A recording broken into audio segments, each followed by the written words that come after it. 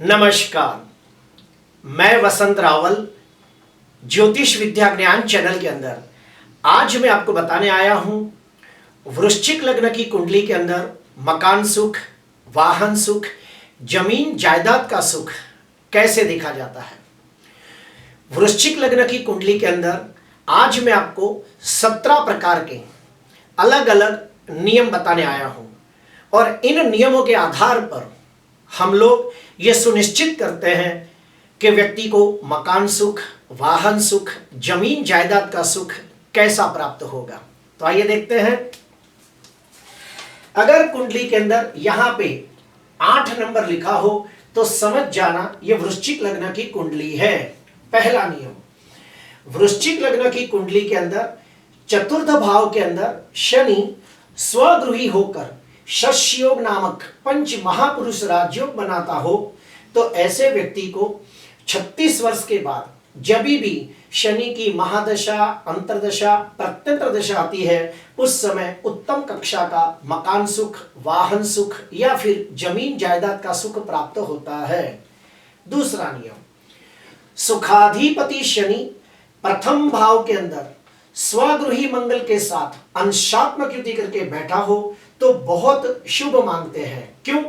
क्योंकि यहां पर मंगल स्वगृही होकर रुचक योग नाम का पंच महापुरुष राजयोग बनाता है।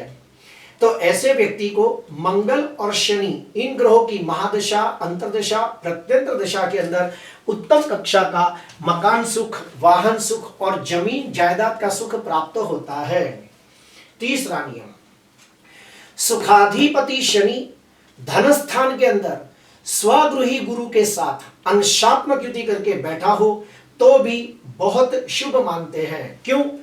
क्योंकि यहां पर गुरु स्वगृही होकर बैठा है और दूसरा भाव गुरु का कारक भाव भी माना गया है।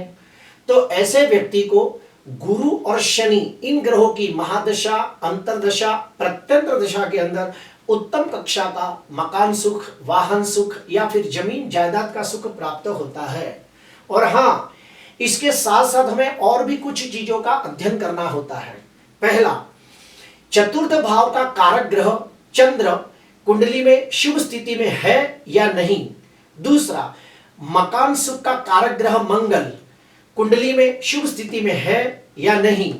तीसरा, सुखाधिपति शनि अस्त का तो नहीं है, मृत अवस्था में तो नहीं है, षडबल में बलहीन तो नहीं है, नवमांश में नीच का तो नहीं है। ये सारी बातों का अध्ययन भी हमें करना होता है। उसके बाद हमें पता चलता है कि व्यक्ति को मकान सुख और वाहन सुख कैसा प्राप्त होगा। चौथा नियम, सुखाधिपति शनि तीसरे भाव के अंदर उच्च राशि के मंगल के साथ अंशात्मक युति करके बैठा हो तो सोने पे सुहागा जैसा फल मिलता है। क्यों? क्योंकि यहां पे 3 प्रकार की शुभ स्थिति निर्माण होती है। पहला, तीसरा भाव मंगल का कारक भाव माना गया है। दूसरा, मंगल उच्च राशि में बलवान होकर बैठा है। तीसरा, शनि स्वगृही होकर बैठा है। तो ऐसे व्यक्ति को मंगल और शनि इन ग्रहों की महादशा, अंतरदशा, प्रत्यंतर दशा के अंदर उत्तम कक्षा का मकान सुख और वाहन सुख प्राप्त होता है।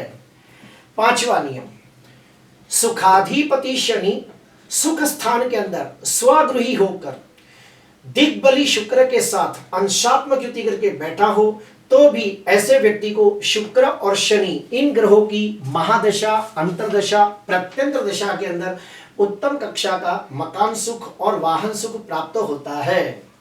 छठवां नियम, सुखाधिपति शनि पंचम भाव के अंदर स्वगृही गुरु के साथ अंशात्मक युति करके बैठा हो तो बहुत शुभ मानते हैं। क्यों? क्योंकि यहां पर गुरु स्वगृही होकर बैठा है और दूसरा, पांचवा भाव गुरु का कारक भाव माना गया है। तो ऐसे व्यक्ति को बच्चों के जन्मने के बाद जब भी गुरु और शनि इन ग्रहों की महादशा, अंतरदशा, प्रत्यंतर दशा आती है तो उत्तम कक्षा का मकान सुख, वाहन सुख या फिर जमीन जायदाद का सुख प्राप्त होता है। सातवां नियम, सुखाधिपति शनि पंचम भाव के अंदर उच्च के शुक्र के साथ अंशात्मक युति करके बैठा हो तो ऐसे व्यक्ति के घर पे जब कन्या रत्न का जन्म होता है तो उसके बाद जब भी शुक्र और शनि इन ग्रहों की महादशा, अंतर्दशा, प्रत्यंतर दशा आती है तो उत्तम कक्षा का मकान सुख, वाहन सुख और जमीन जायदाद का सुख प्राप्त होता है। 8वां नियम, सुखाधिपति शनि सप्तम भाव के अंदर स्वगृही शुक्र के साथ अंशात्मक युति करके बैठा हो तो भी बहुत शुभ मानते हैं। क्यों? क्योंकि यहां पे 3 प्रकार की शुभ स्थिति निर्माण होती है। पहला, शुक्र स्वगृही होकर मालव योग नाम का पंच महापुरुष राजयोग बनाता है। दूसरा, 7वां भाव शुक्र का कारक भाव भी माना गया है। तीसरा, शनि सप्तम भाव के अंदर दिग्बली होकर बैठा है। तो ऐसे व्यक्ति को शुक्र और शनि इन ग्रहों की महादशा, अंतर्दशा, प्रत्यंतर दशा के अंदर उत्तम कक्षा का मकान सुख और वाहन सुख प्राप्त होता है। 9वां नियम, सुखाधिपति शनि भाग्य स्थान के अंदर उच्च के गुरु के साथ अंशात्मक युति करके बैठा हो तो सोने पे सुहागा जैसा फल मिलता है। क्यों? क्योंकि यहाँ पे गुरु उच्च का होकर बलवान हो रहा है। नवम भाव गुरु का कारक भाव भी है और चौथे और 5वें भाव के स्वामी अंशात्मक युति करके भाग्य स्थान में बैठे हो तो राजयोग जैसा फल मिलता है। और ऐसे व्यक्ति को गुरु और शनि इन ग्रहों की महादशा, अंतर्दशा, प्रत्यंतर दशा के अंदर उत्तम कक्षा का मकान सुख, वाहन सुख प्राप्त होता है। 10वां नियम, सुखाधिपति शनि 11वें भाव के अंदर उच्च के बुध के साथ अंशात्मक युति करके बैठा हो तो ऐसे व्यक्ति को बुध और शनि इन ग्रहों की महादशा, अंतर्दशा, प्रत्यंतर दशा के अंदर उत्तम कक्षा का मकान सुख और वाहन सुख प्राप्त होता है। 11वां नियम, सुखाधिपति शनि उच्च राशि में बलवान होकर 12वें स्थान के अंदर स्वगृही शुक्र के साथ अंशात्मक युति करके बैठा हो तो भी सोने पे सुहागा जैसा फल मिलता है। क्यों? क्योंकि यहाँ पे शनि भी उच्च का हो रहा है, शुक्र भी स्वगृही हो रहा है। तो ऐसे व्यक्ति को विदेश जाकर अपना खुद का घर बनाना और गाड़ी खरीदने के योग या फिर जमीन जायदाद के योग बनते हैं। लेकिन कब? जब शुक्र और शनि इन ग्रहों की महादशा, अंतर्दशा, प्रत्यंतर दशा आती है तब। 12वां नियम, सुखाधिपति शनि सुख स्थान के अंदर स्वगृही होकर बैठा हो और उसके ऊपर स्वगृही मंगल की चौथी शुभ दृष्टि पड़ती हो तो भी ऐसे व्यक्ति को उत्तम कक्षा का मकान सुख, वाहन सुख प्राप्त होता है। 13वां नियम, चतुर्थ भाव के अंदर स्वगृही शनि बैठा हो और उसके ऊपर पंचमेश गुरु की 7वीं शुभ दृष्टि पड़ती हो तो भी ऐसे व्यक्ति को उत्तम कक्षा का मकान सुख, वाहन सुख प्राप्त होता है। 14वां नियम, चतुर्थ भाव के अंदर शुक्र दिग्बली होकर बैठा हो और उसके ऊपर शनि की 3री शुभ दृष्टि पड़ती हो तो भी ऐसे व्यक्ति को 36 साल के बाद उत्तम कक्षा का मकान सुख, वाहन सुख प्राप्त होता है। 15वां नियम, चौथे और 7वें भाव के स्वामी आपस में एक दूसरे के घर में बैठ के परिवर्तन योग बनाते हो तो भी उत्तम कक्षा का मकान सुख और वाहन सुख प्राप्त होता है। 16वां नियम, लग्नेश मंगल और सुखेश शनि की शुभ युति पंचम भाव में होती हो तो भी उत्तम कक्षा का मकान सुख और वाहन सुख प्राप्त होता है। ठीक वैसे ही भाग्याधिपति चंद्र और पंचमाधिपति गुरु की शुभ युति चतुर्थ भाव के अंदर गजकेसरी योग बनाती हो तो भी उत्तम कक्षा का मकान सुख, वाहन सुख प्राप्त होता है। अभी हम अशुभ के बारे में जानेंगे।